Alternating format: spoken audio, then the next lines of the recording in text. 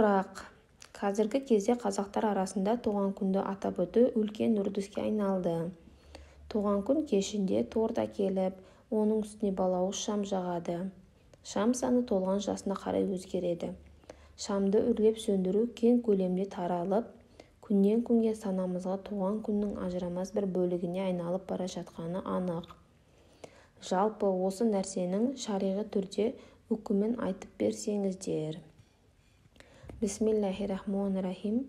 Құрметті сауал қоюшы, әуелі бұл үрдістің қайдан шыққаны жайында қысқаша тоқталып өтелік.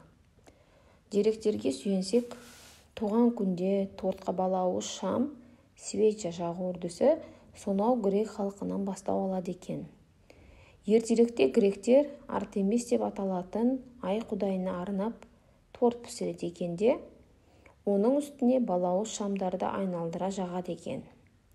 Торттың домалақтығы айдың домалақтығының символы болса, шетіндегі шамдар айдың жарығының нышаны.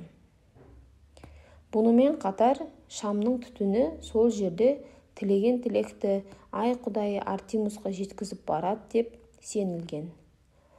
Торттағы шамды көзді жұмып, іштей тілек тілегеннен кейін үрлеп өшіру әдеті сол нанымнан қалған. Шариғи тұрғыда, шариғаттағы үкіміне келер болсақ, пайғамбарымыз саллаллаху алейхи уассалам кім бір қауымға ұқсаса, ол солардан дейді.